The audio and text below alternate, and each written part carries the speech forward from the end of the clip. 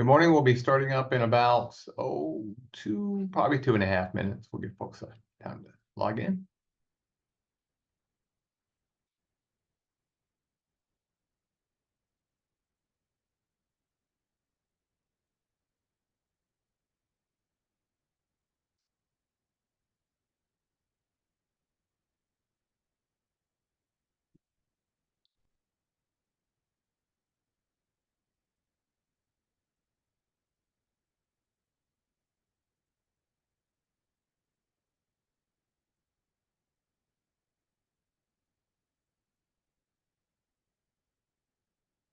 We'll be starting up in a little over a minute. While you're waiting, you might want to go ahead and open up your Q&A pod. We're going to be using that quite a bit today, and your chat pod, so we can send you a link to the handout and the online polls and stuff, so you don't have to type those in. And finally, you might want to just get your cup of coffee and get ready to go.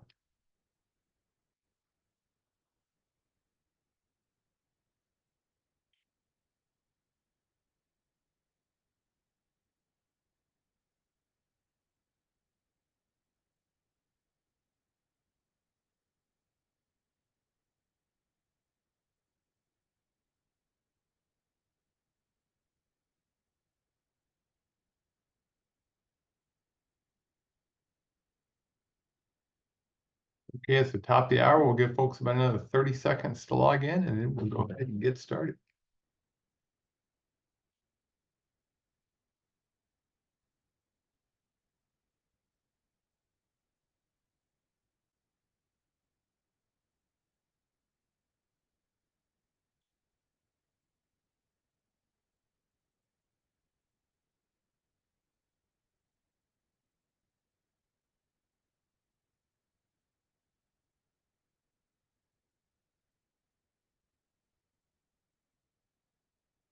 Okay, we're going to go ahead and get started, and we'll see who wins our Price is Right game today for how many folks are signed up. My name is David Orr. I'm the director here with the Cornell Local Roads program. We're your New York State LTAP Center, and welcome to our penultimate, which sounds like the last, but it's the next to last of our summer series from our foundational webinars.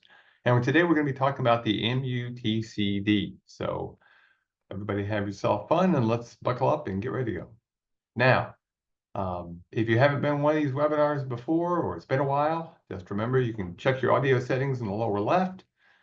Please open up your chat pod, because that's where we'll put in a link to a handout we've got, which has some resources and sort of outlines what we're talking about today, and a link to the poll EV, so you don't have to type it in. You can just click on it and you're set to go. Also open up your Q&A pod, because that's where we're going to be putting in a lot of questions and answers today, just because it makes more sense than opening up a poll for every single thing. And it's also a way for you to put information to us, because the chat is only one way in this particular case. And I'm going to ask you to raise your hands now and then. Now, this particular webinar is worth one professional development hour here in New York State. Only the person who is registered gets that credit, so just so you know, but it is counted as a course, because remember, we have courses and other educational activities. This actually gets counted as a course because of the interactive nature that we've got here. Now, if you're from another state, we're going to find that out here in just a minute. You'll need to check with the LTAP Center in your state to see if it's worth PDH. Most states it probably is, but we're going to be talking about the New York PDH, or New York MUTCD, but you'll see it's pretty generic in a lot of ways. Now, for our ultimate webinar, we're actually taking a couple of weeks off. It will not be until September 10th, because next week the county highway superintendents meet up in Niagara Falls, and then we won't do one the week of Labor Day. So getting towards the end of summer. In fact, today it's cool here. It's long sleeve weather. Cool, and about perfect time for the students to show up on campus and the custodial staff to take a stroll. It's interesting on campus.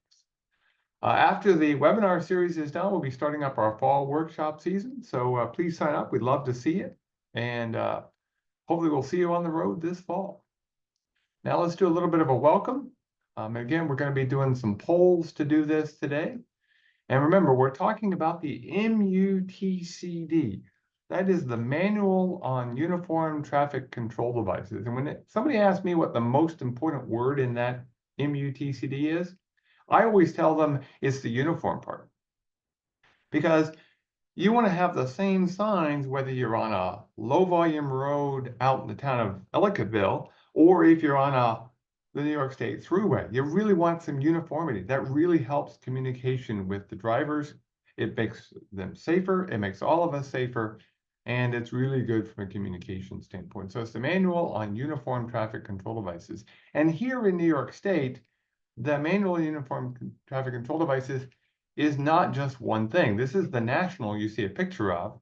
New York State has a supplement to that. So you have to look at both documents. And as of last December, though actually January, and I'll explain that in just a sec, this is the manual on uniform traffic control devices, or the MUTCD, or some people even say MUT. I just say out the letters. Here in New York State. So you take the national, which was released in December, so it has a December date on the publication, but it wasn't actually promulgated as a standard until January of this year.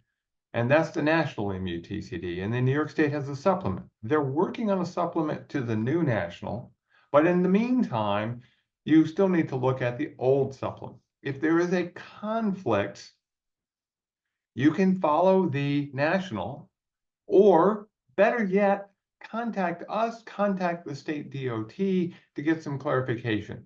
Most of the time, it's pretty clear. I mean, some of the numbers might have changed, you know, the sections, things like that, but usually it's pretty clear. But if you're not sure, get some help. Most of the low volume roads and local roads, there's not going to be some major changes. And we'll talk about a couple of those as we go through the course of our hour together.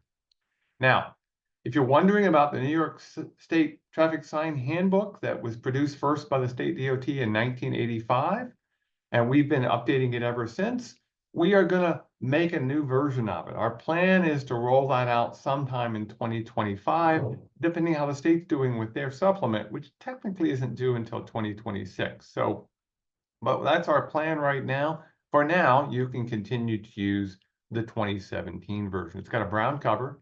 If you're using one with a different color, green, blue, black, or yellow, it's out of date. You really need to be using at least the 2017 version.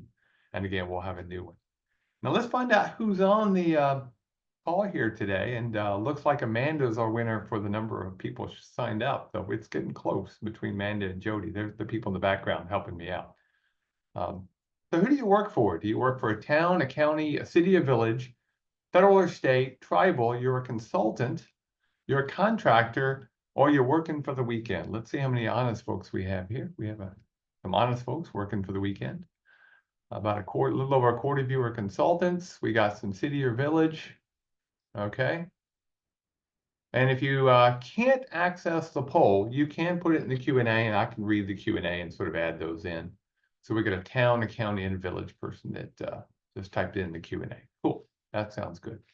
Now, what's your job? Are you an administrator? Are you the highway superintendent or DPW commissioner? Are you an engineer? Are you in the field? You know, you're the sign guy. Are you a supervisor, elected board member, or none of the above? If you put in none of the above, and 5% of you have, a couple of you, please put into the Q&A what that is, so I can get a sense of what that is. And again, if you can't access it, that's also fine. Okay, so you know, you're a planner, or you know, what is it if you had to put in other? So we have engineer, an MEO, an operator. Okay, so you probably help with signs, an administrative assistant who probably has to order things. Okay, and a project manager here at the university. Okay, cool. Okay, so a lot of engineers today. Okay, so where are you from? You can click on the map and let's see where people are from. I said we figure out how many folks are not from New York State. Let's see how many folks we have today from where they're from. I mentioned somebody was from Cornell here in the Q&A, so obviously we got a Tompkins County vote. That's good. We got Bath, Rochester, Albany area. A couple of folks out of New Jersey. Okay, cool. Okay. Whether you work as a consultant, but we're covering general stuff in the MUTCD anyway, so this will certainly be useful for you. And then got somebody mentioned they're on vacation in Maine. Ooh, that's cool. Hope it's a good vacation. The weather looks like it's pretty good for you, as long as it doesn't rain too much. And Colorado, wow. Couldn't fit on the map. You'd have to have a big, really big screen to do that. Okay. That helps me quite a bit, actually. Okay. And we do have a person way in the North Country up in Malone. Hopefully you've seen the Northern Lights. I keep missing them. What do you maintain? Now, obviously, if you're a consultant, in this case, you would check what have you worked on. But, signs, pavement markings, the long lines, pavement markings, the short ones, the crosswalks, signals, and do you have any portable traffic control devices, the ones that, give temporary messages? And we'll briefly touch on portable TCDs or traffic control devices here a little bit. Let's see what we got. So everybody has signs pretty much that's voted. Most of you have pavement markings of some type. A lot of you have signals, and quite a few of you have portable traffic control devices. Okay. And yes, work zones, somebody put in the Q&A work zones. Work zones count, and we'll talk about that a little bit. So when we say traffic control devices, we're talking about signs, stripes, signals, and all the accoutrements that go with it, okay? And these are pictures that people have shared, we've picked up over the years. These particular ones all are on the internet. You can go find them. And Slow Down or Die was actually put up in Tennessee. Not really effective, and we'll talk about why in a little bit. Short term maybe, but long term not a good sign. Striping over an animal or around things, not really good. And of course, where we put the signs matter. This is a portable thing that you can, variable message, you can change it. It's great, but you got to figure out where you're going to place it to get the proper impact. Telling people to watch for bikes and then making the bike get out of the bike lane is probably not our first choice, okay? Because what traffic control devices do is they communicate. They communicate our regulations, our warnings, and provide information. That's good traffic control. Bad traffic control communicates that we're too lazy to move that stick. By the way, this was taken by the former executive director of the Association of Towns, Jeff Haber. Oops. Or our kids are slow. So even though it's 10 miles an hour, we have to slow down even more. And then my favorite, and that is we don't know where we're going. Now, some of these are a bit humorous, okay? And we all go, well, yeah, but that's just some that you picked up. Well, there's lots. I get them sent to me all the time. Here's 4 examples of stop signs. All 4 of them have issues. The double stop, there's good evidence it doesn't work. Sounds great, but it doesn't really work. The 2 middle signs are the wrong color and are faded. And the stop sign that's on the left looks nice and bright, but because it's got a square behind it, it's actually harder for folks to see it. You really want that shape. That shape actually helps. Now, we're talking about traffic control. It's a way we communicate with the public, but no amount of traffic control can handle everybody. There's always going to be that person who just ignores things. Watch the poor pedestrians very close to getting hit. Person went against the signal. Traffic control can only do so much. Now, for it to do it properly, it's got to do certain things. So every traffic control device should fulfill a need. There should be a need. There's no point in putting up a sign that doesn't help fulfill a need. It should command attention, which means it's got to have all of the things that make it good. And we'll talk about what those things are in a minute. It should convey a clear, simple meaning, and that's a meaning to the person reading it. So for a driver, information about, do they need to slow down? Do they need to change lanes? Do they need to stop? Good, clear, simple information.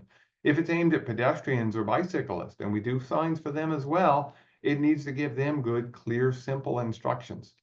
And then it has to command respect, be maintained properly, and give time for response. And we'll talk a little bit more about response time in a little bit, but what I want to do now is go through a few examples that we've picked up over the years. And I want you to tell me, you can use the Q&A for this, what is missing in these particular signs? So what is missing in this particular case? What of the 5 things that I mentioned, what's missing? Is it a need? Is it attention? Is it clear and simple, respect, response time? What's missing here from the picture?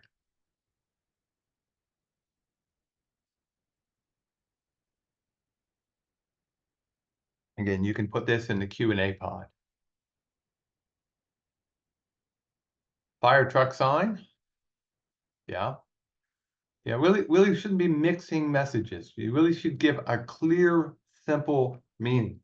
There's 2 things. One is a stop ahead for a stop sign that's in the distance, and the other is for a firehouse that's on the right. You really should separate those out and give one message at a time. People have a really hard time processing it if you get too many things. So this particular case, it's a mixed message. It doesn't meet the rules for a clear, simple message, and there are signs that do a better job. And we'll talk about that stop ahead in a little bit as well. What's missing here? a nice curve sign, and whether it's reflective at night, we'll assume that it's reflective enough. But what's the problem here with this particular one?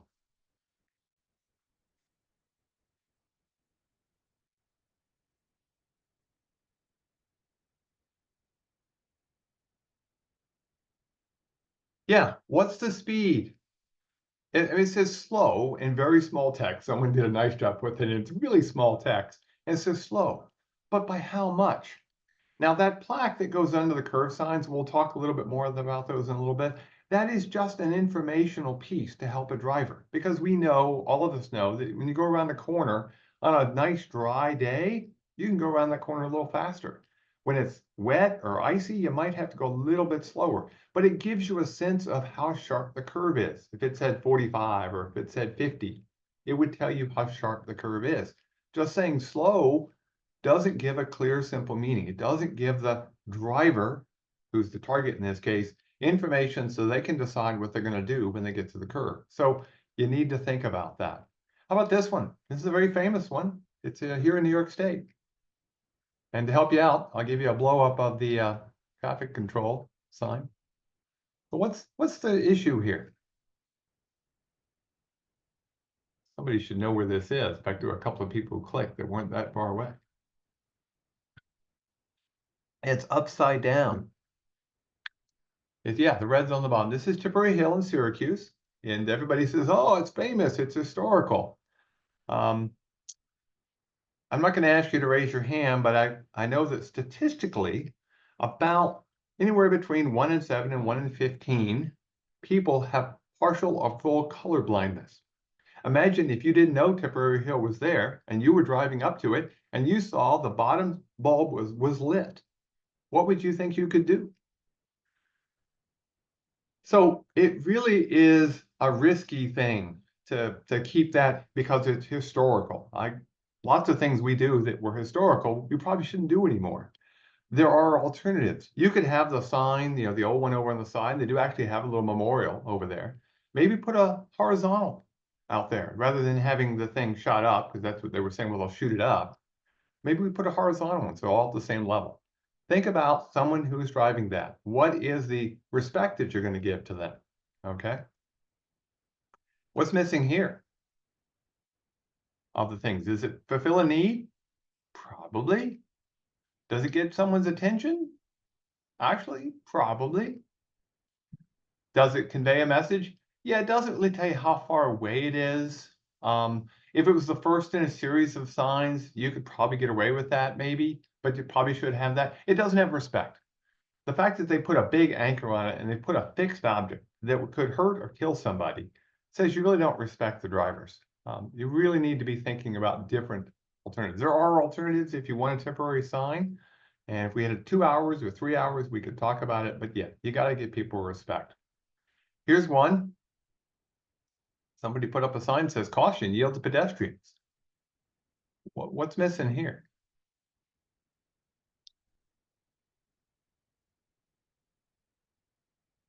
It's hard to see. It's way too small. It's the wrong height. Should be at least 5 feet in a rural area, 7 feet in an urban area, and this is obviously pedestrians, so it needs to be taller than pedestrians. And it doesn't meet the uniformity standard. And by the way, at night, it's not reflective. So it really is hard to see. And it doesn't even tell the driver what they're supposed to do. Do they yield to the pedestrians in the crosswalk, at an intersection? Really, there's a lot better sign. It's not a proper sign. We really need to be consistent. Remember, uniformity in the MUTCD. And then finally, somebody had a little bit of fun. They modified the sign because it said 16 miles, but they put the word years up there. Obviously, it's a respect issue, okay, in this particular case. And again, doesn't even provide someone, even if it still said miles, it doesn't give them a clear, simple meaning. So a rough road over 16 miles, I think that's really not telling them much.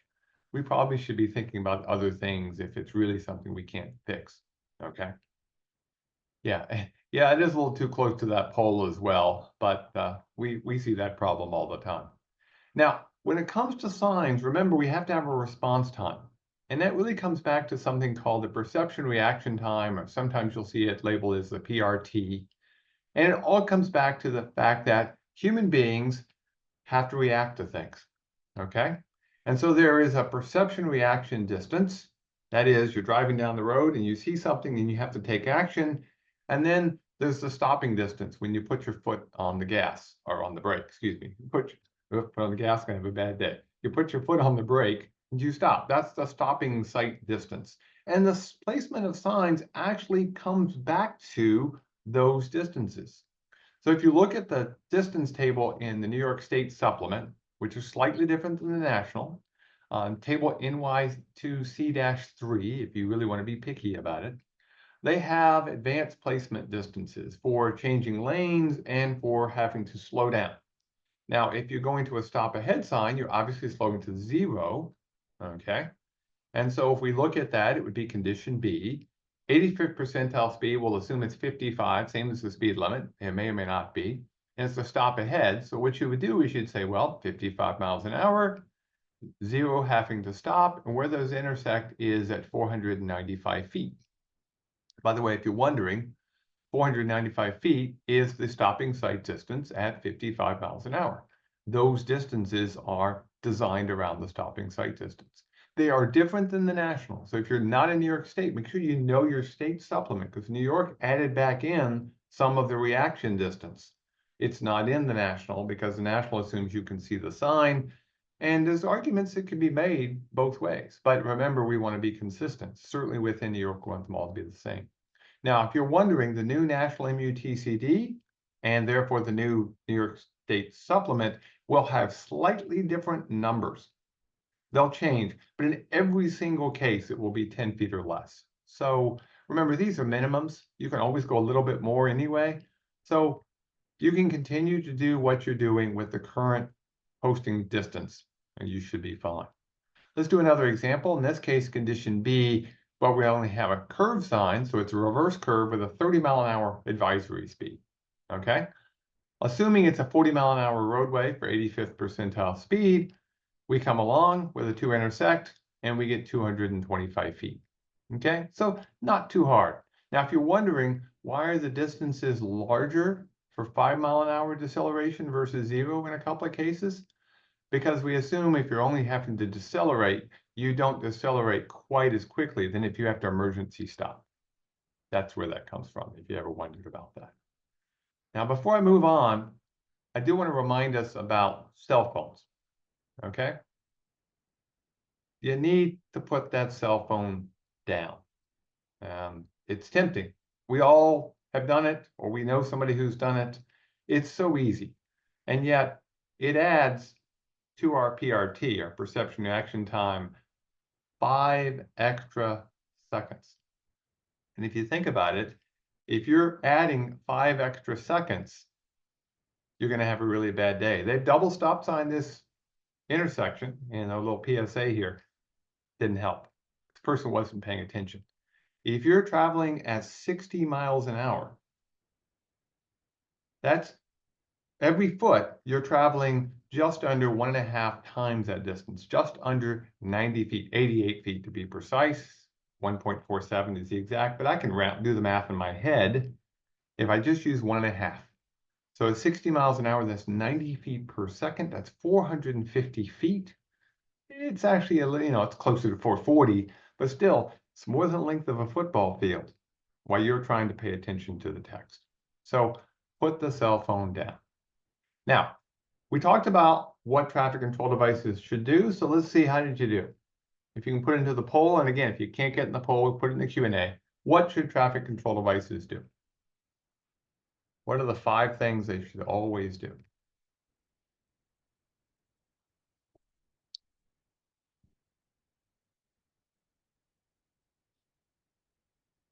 They should have a clear message. They could command respect. Yep.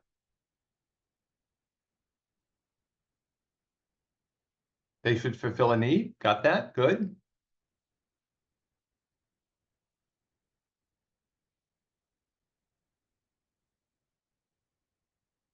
They should convey a clear, simple meaning. Okay.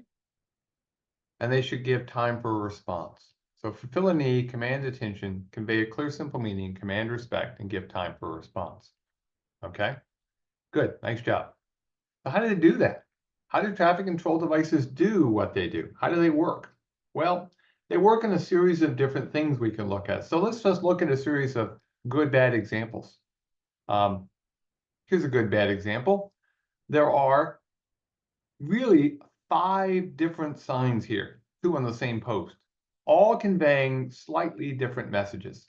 One says there's a sharp turn. One says don't turn left, even though it's right next to a sign that says the road's turning left. One says do not enter. One says stop. One is a chevron that helps you around the corner. There's so many messages here. It's very confusing, and it's not really going to help the driver. So one of the things we look at doing is spreading signs apart, okay? And as a good rule of thumb, you really want to have the signs apart, so like an old Burma shave sign, of a distance 5 to 7 times the speed limit. And that's the distance in feet, 5 to 7 for the speed limit in miles per hour. So what would be the sign spacing on a road that's 30 mile an hour, 30 mile an hour street? What would be the spacing between the signs in feet? And I'm going to let you put in the answer before I show the results. So I'll give you about 15 seconds. So you can do the math in your head. What's the spacing between the signs if it's 5 to 7 times the speed limit? See what you got here. And again, you can put it in the Q&A as well. Ooh, somebody did the whole range. Ooh, that's good. Good math. Nice job, Gary. Yeah. Okay. Let's see what y'all came up with. Oh, hit the wrong button. There we go. And responses are, okay. So here you go. We got 150 to 210 is the range. 180 would be the middle of the range. Some people say a minimum of 200 feet, which, let's see if some of you put 200 feet. Again, would be nice to have 200 feet, but that's not always possible. I mean, if we go back and look here, it's an urban area. There's a lot of messages to be conveyed, but really you want to have some minimum distances between the signs, because otherwise it's really hard for people to interpret them. So spread them apart, okay? The math would say 150 to 210, but at least think about spreading the signs apart. And especially in rural areas, that's something we should always be able to do. What does that mean, though? It means that we may have to move signs around. So we do something called primacy. So really important things. Key warning and regulatory signs get placed exactly where they need to be, like a stop sign, like a really sharp corner sign. Those get placed first, okay? So they lock everything else in. Then we take other warning signs and we might have to adjust it. Maybe we have to move the intersection sign further back to give people time to read and react to all the signs that are available. Some regulatory signs we may actually move, like a speed limit sign. Yes, the speed limit might change, but for drivers to be able to interpret it, you might actually want to move it. There's actually an intersection here that I take when I go up and play hockey, that the speed limit changes at the intersection from 45 to 55, but the signs are actually placed on the opposite sides of the intersection in different directions. Because to put it right at the intersection would be very difficult for drivers to interpret and understand, okay? And then guide signs, you might have to move them completely. Now, obviously you can put a street name sign right on top of the stop sign in some cases, but you might need to even move those a little bit. And that includes your information signs as well. So we would move them apart so people have time to have spacing, to be able to see things, okay? Now, do you see a problem here? Anyone want to tell me in the Q&A what the problem is with this particular sign?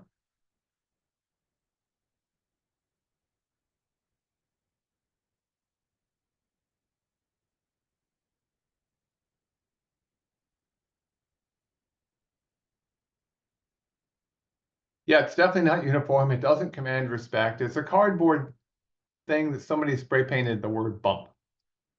Okay, it fulfills a need, but it doesn't command respect. It doesn't give adequate time for a response, and it doesn't match the MUTCD. It's not really legal. It wouldn't protect you at all from a liability standpoint. Okay, how about this one? What's wrong with this sign?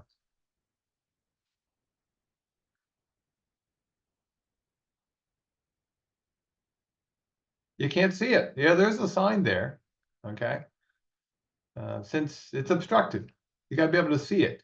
It doesn't matter what the sign says if somebody can't see it. You need to think about maintenance. In this particular case, the people who lived there they liked their bush. They had to keep their bush out. But by the way, once they got talked to by the town that owned this particular road, they cleaned it up. So last time I was there, you could see the sign. In fact, I need to get a new picture of it. But yeah, there's actually a stop sign there. And that could be pretty important with an intersection coming in from the side. So you really want to think about where you put these things, and there are standards for location, okay? So for instance, location, don't put a walk for bikes temporary sign in the bike lane. You might have to move it ahead of the bike lane or put it in a different spot, maybe even off on that. Well, if there's pedestrians, it might even be something that's gonna be hard to place, okay? And certainly putting a stop sign on the far end of an intersection, nah, people see that. They think they stop at the stop sign. That's a little bit too late, okay? And then, yeah, you should not have a stop sign above the arrow. Should just be an arrow sign. If you really wanted to stop, you might double stop sign that intersection. So now someone in the Q&A has mentioned something about speed humps. At the end of this, I'll mention, if I don't get to it, I'll mention speed humps, but I'll make a note here so that Jody and Amanda can clear it. But I'll come back to speed humps in a little bit. There's an argument about whether they are traffic control devices or not. They really aren't. There's something you put in the roadway, but we'll come back to that in a little bit. And then somebody asked about blinking stop signs. Remind me about blinking stop signs. Leave that one active, Jody and Amanda, until we get to the next section. So I'll tell you when to clear it. There's a standard for location. So there's a standard for longitudinal, lateral, and the height of the sign, okay? Now, before I forget, by the way, just a note, we've changed from a stop ahead to a symbol sign, and it's not the reason you think. Why do you think we've changed from a stop ahead to a symbol sign?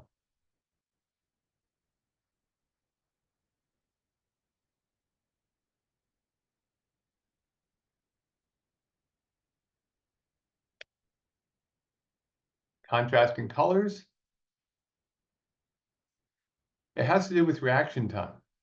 A good symbol, universal symbol, turns out to be something we can recognize. We react about 50% faster. It's much easier to recognize. Yeah.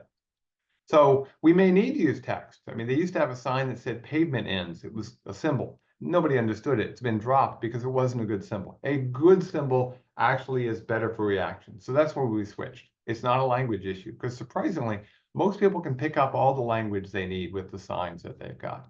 But in terms of the longitudinal, lateral, and the height, the longitudinal spacement, we already talked about. It's in the table.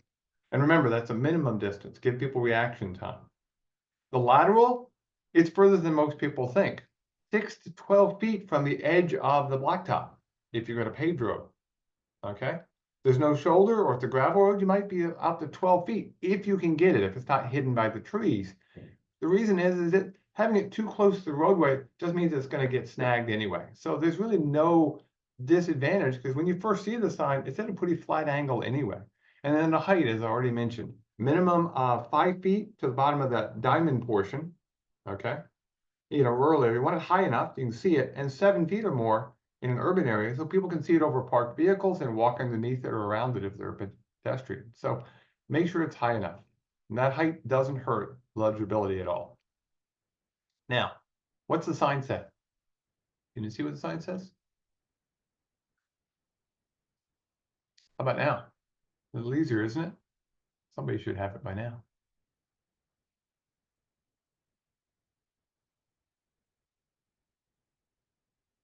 Nobody's put one in the Q&A yet. We're getting pretty close. I hope you put there we go. We can put on the brakes. There are standards for the size and the dimensions and the colors for signs, okay? So there's a minimum. Now they're bigger than most people think. When we talk to the public, they are amazed sometimes when you show them pictures and with scale, you can see how big they are. This is a famous sign that was it's in Wyoming, and somebody put a cow on the Falling Rock sign, but it gives you a sense of the size. It's 3 feet on the diagonal. So a 3 by 3 diamond. So it's pretty big. Signs are much bigger than you think, okay? And then, of course, there's some colors and some shapes and sizes. What should be here? What's wrong with this sign? If you drove down the road and you saw this, what are you thinking you got to do?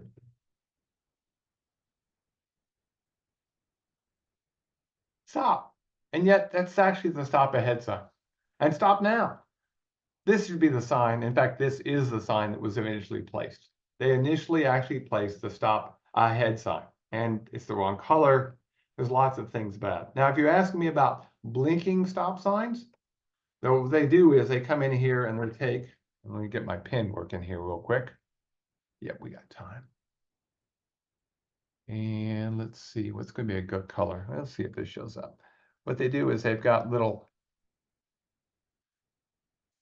LEDs that come all the way around. Actually, now that I think about it, usually they have like 2 on a side. Different companies have different standards. And what happens is these things blink.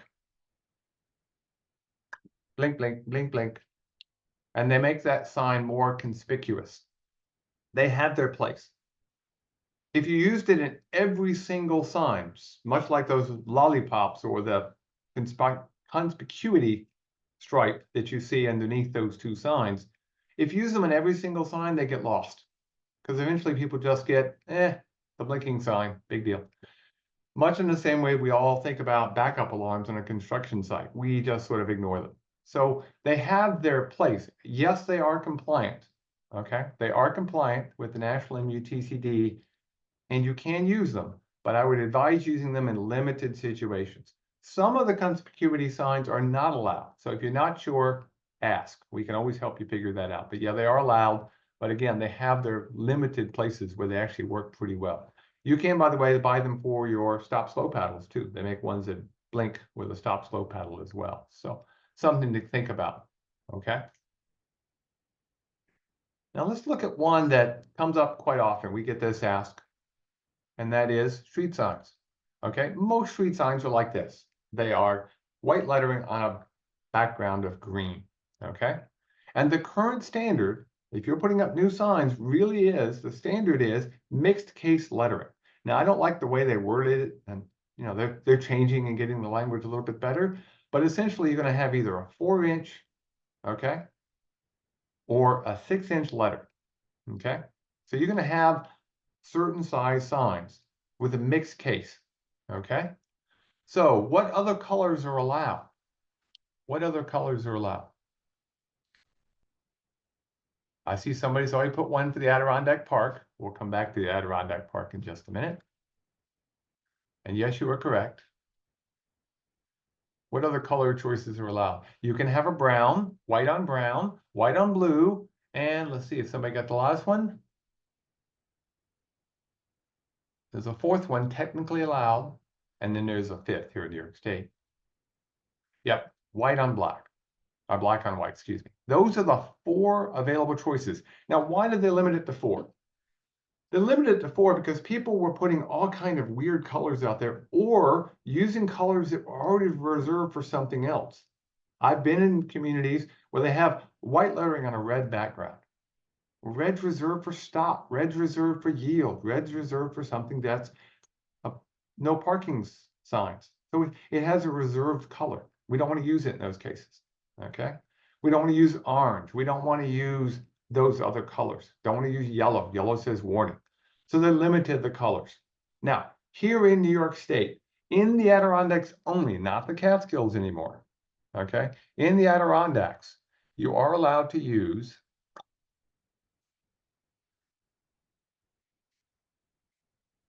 let's see if it'll write. There we go. Yellow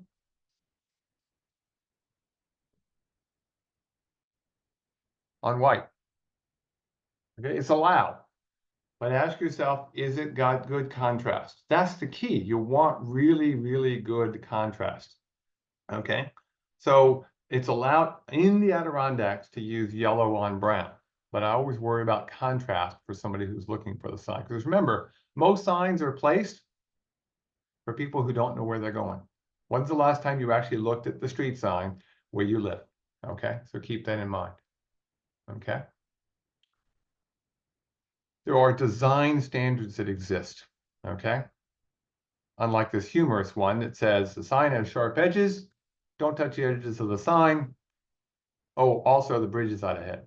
So yes, it's fake, but and then somebody put back in the Q&A asking about the blinking stop signs at a new intersection. Is it ever recommended to stop and go back to a regular stop sign? That's actually not uncommon. It's called a conspicuity for new signs. You can put flags on it. You can put a special border around it, leave it up for a while, get people used to it, and then put it back to the more standard configuration once people are used to something. But just like you do for a new sign, you should study it before you make that change, okay? But you can see usually if people are working at it, and you can even try it for a while with the new sign and see if it needs to go back to the blinking sign.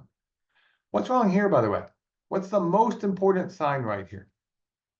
Okay, at the time I took the picture, it was a perfectly legal set of signs. But what's wrong here? What is not currently correct, and what is the most important sign in this cluster? The hospital sign, yeah. It is no longer allowed in New York State, or you can't use the yellow on brown. It's allowed for information signs and guide signs and street signs, but hospital signs, they're too important. So it has to be white on blue. And again, think about that. If you're going to the hospital, it's probably pretty important, okay? So you're actually pretty good. So we're gonna do a quick run through. Okay, ready? Here we go. Ready for your Q&A. You're gonna do this in the Q&A pod for me. What kind of sign am I looking at? Stop, very good. How about this one? Regulatory, very good. Yeah. Okay. What about this one? Warning. Okay. How about this one? To work zone.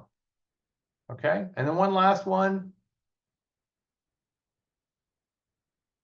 To school.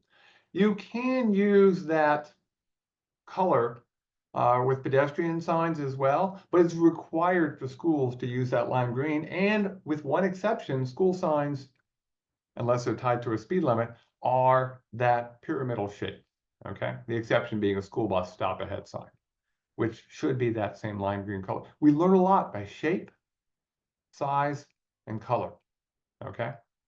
Now, thinking of this, what's that sign? It's a diamond, so we know it's probably a warning sign, work zone sign, but what does it say? What's the message it's trying to provide to me? I don't know. How about now? Can you tell? Yeah.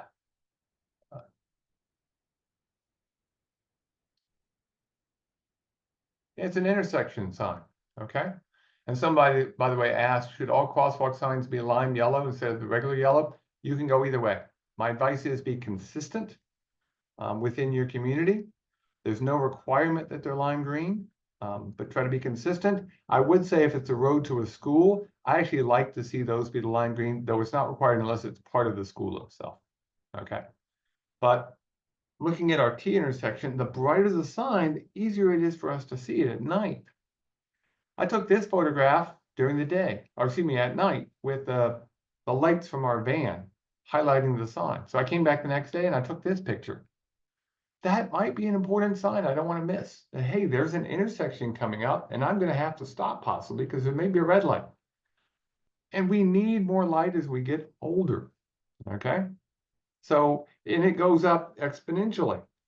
So right now I'm in about the range and get around 8 from when I was in college, okay? So I need a lot more light. And I know that. I can actually tell at night. For me, one of the worst times to drive is that twilight period before it gets completely dark and the headlights don't do a lot of reflection. I actually have to drive differently than I used to. And of course, that comes back to something called retroreflectivity.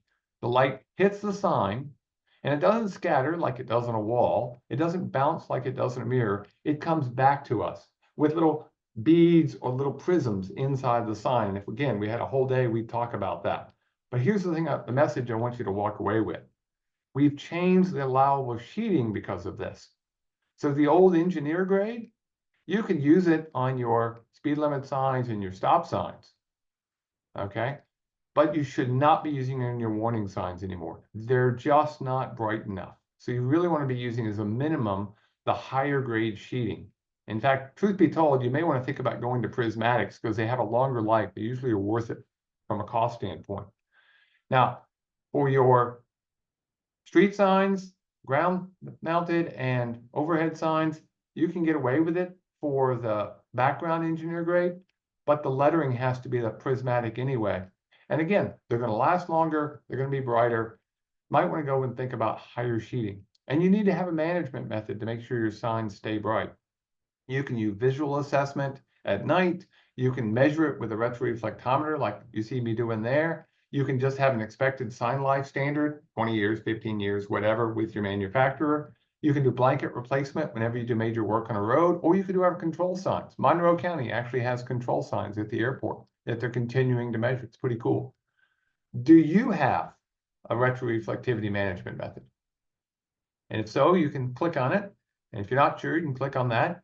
And if you say no, that's okay too. Remember, it's all anonymous. I just want to get a sense of what you guys are doing for how bright your signs are. What is your standard?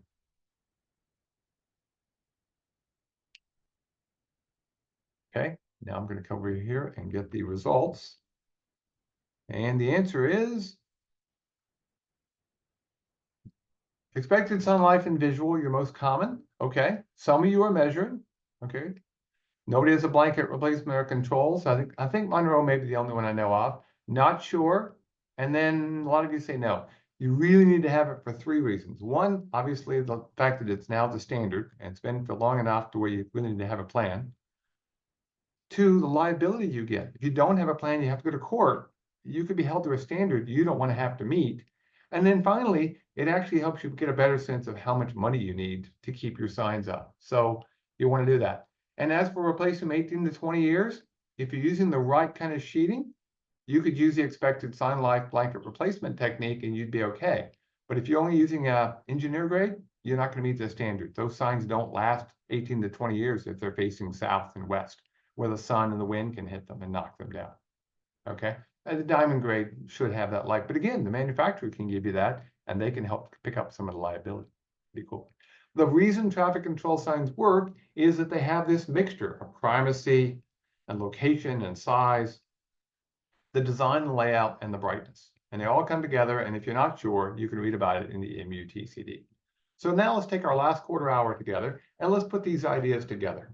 Okay, so this is an intersection. And in New York State, the law actually says it's an intersection with sidewalks. This is technically a crosswalk right there.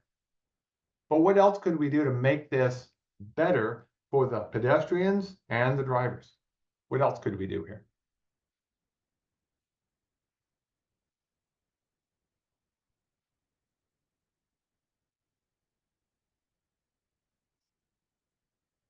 You could put in some ped crossing signs, possibly. You could paint the crosswalk. Yeah. Think about a driver driving down the road, how much easier it is to see those lines when they're painted. Okay. But remember, you do have to maintain them. You have to maintain the signs. So think about that. Don't just do it everywhere, but think about it whether it's worth doing. It does really help highlight that intersection. Adding lines makes a big difference. Here's a rural situation with no lines.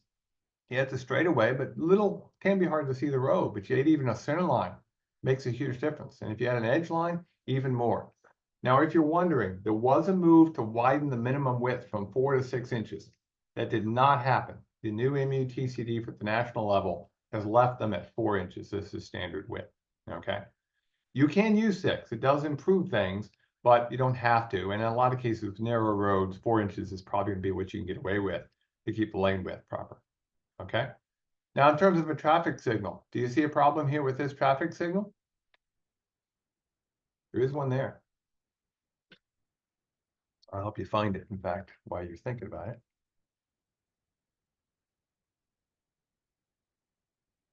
But you can't see it.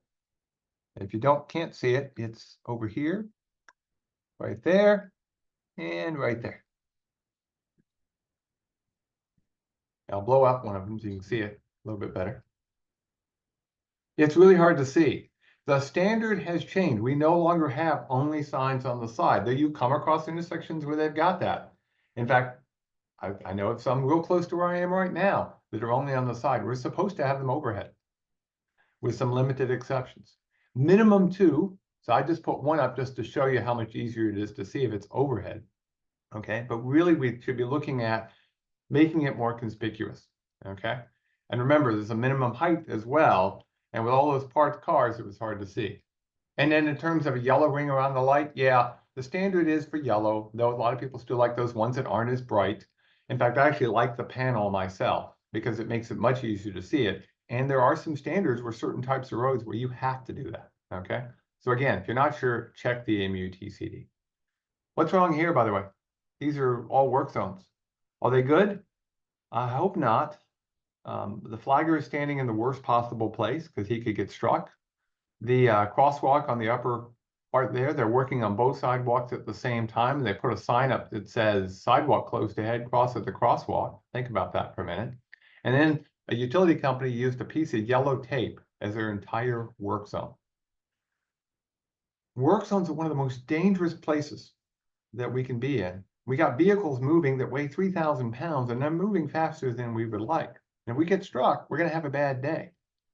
And whether it's pedestrians in a sidewalk situation, they all need to have good traffic control devices.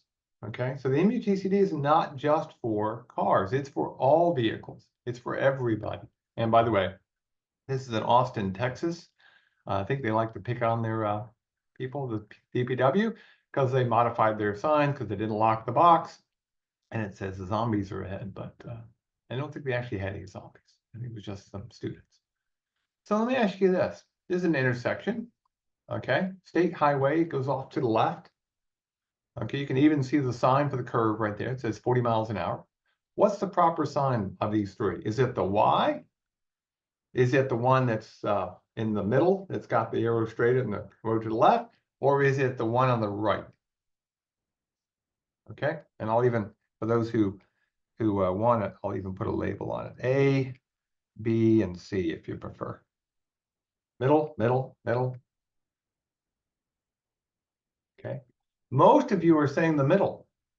But if you think about it, the driver going down the road, when he sees that sign, the main road is the one going straight. So the B should be used when the minor road goes off to the left. So technically, the proper sign here is C. However, that's really confusing to a lot of people. There's a sign in the MUTCD. It's a good example of why you might want to go through and look at it. It's also in our traffic sign handbook where you can combine some things together. And it's called the W1-10. And so what you can do is you can take the curve sign and add to it the minor roads to give people a better sense. But do make sure that whatever you add in those minor roads, that they're pointing in the same direction as the roads. It really does help. Don't have them in a weird angle. And you can have no more than 2, because beyond that, it gets confusing to the public. But now think about, instead of having this, you have this. One sign still has the 40, okay? It's placed based upon the worst case condition of the 2. But hey, the curved road goes to the left. There's a minor road going straight. And then while you're at it, you may want to think about, and you may even be required to put in chevrons or delineators, depending on your traffic volume, okay? So think about that.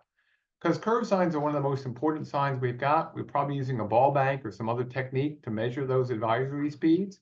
And if it's more than 35, you're going to use a curve sign. If it's 30 or less, you're going to be using a turn sign. And that's in this New York State supplement. I don't know if that's going to change with the next version of the New York State supplement, but for now, that's what we should continue to use. And we should delineate our curves better.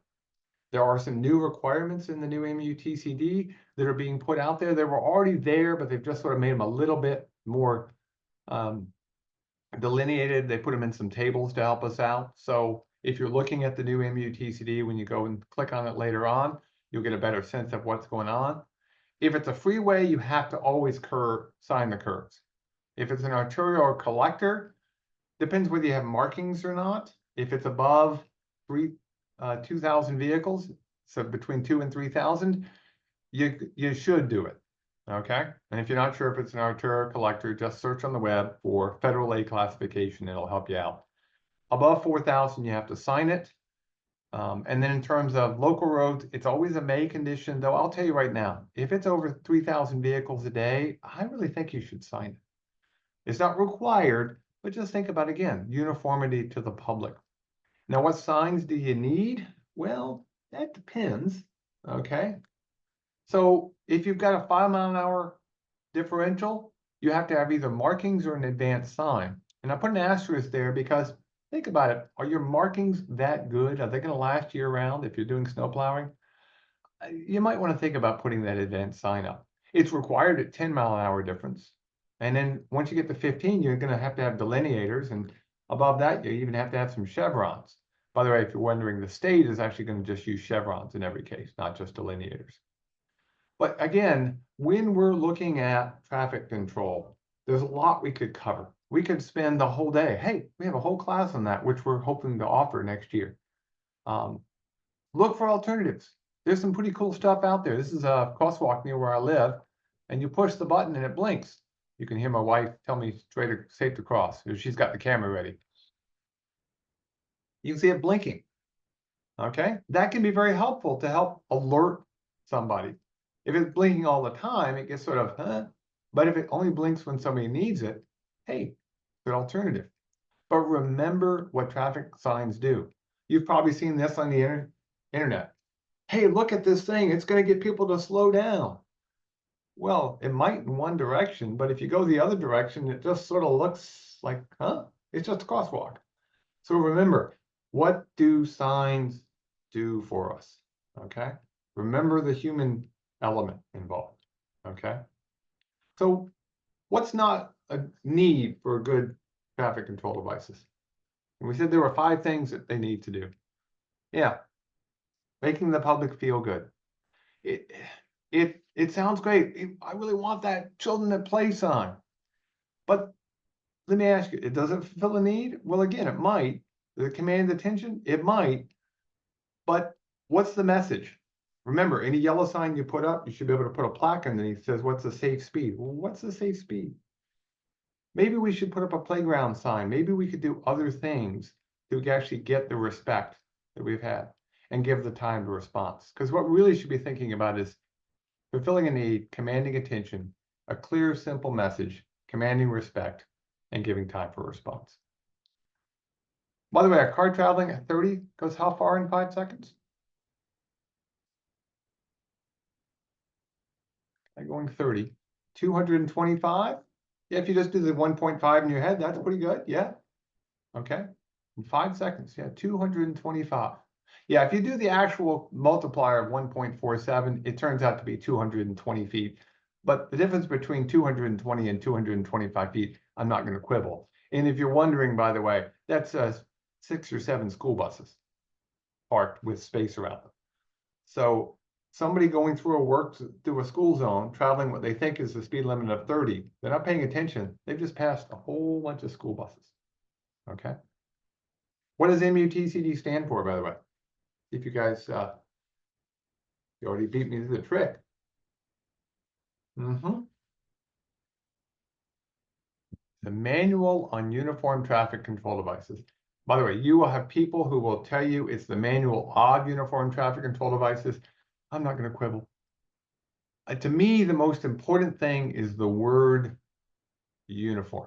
We want consistency, okay? More than anything else, we want that consistency. So remember that here in New York State, currently it is the 11th edition of the National MUTCD, published with a December date, actually put out in January, and the New York State supplement that goes back. So if there's a conflict, go with the national if you're not sure, or better yet, contact us, contact the state DOT. They can help make sure you get the right answer to put up the right sign. Okay.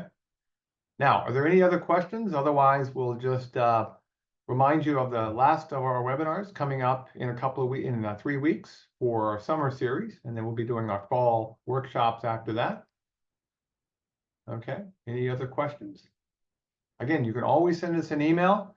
You can go on our website, www.nysltap.org, or just send me an email, david.orr@cornell.edu. Our goal is simple. We want to make sure good signs help everybody. Now, somebody did ask about speed humps. I said I would get the speed humps in. See, I've got Amanda and Jody in the background making sure I meet my promises. This actually isn't a speed hump, but it's a little mini roundabout, and the whole intersection is slightly raised, so it's almost a speed table in this case. I'm a fan of traffic calming, as it's called, with speed humps and mini roundabouts and chicanes and a whole bunch of other things. But it's got to be part of an overall system. Good speed humps can actually be very effective if they're designed right. The goal is to get people to drive a uniform speed, so you have to have a series of them. If you want to see a really good set of speed humps, come visit us here at Cornell. We got some of the best I've ever seen. I can also show you nearby some of the worst I've ever seen. Because, and the point somebody put into the Q&A is the important one. You do get liability if you put it in improperly. There are standards, and if you meet those standards, you'll be protected by those standards because they're promulgated at the national level. But that means you can have the right shape to them and not create a crash. And again, it needs to be designed as part of an overall traffic calming process, not just randomly placed. You know, people want, oh, I want a roundabout, I want a speed hump. It really needs to be part of an overall plan reviewed by an engineer, okay? And they do work if they're put in properly, okay? Any other questions? If not, we are at 9:59, so I'm gonna give you back probably 30 seconds or so. Everybody have yourself a great day. Get outside. Looks like a nice one for getting a walk. Bye-bye.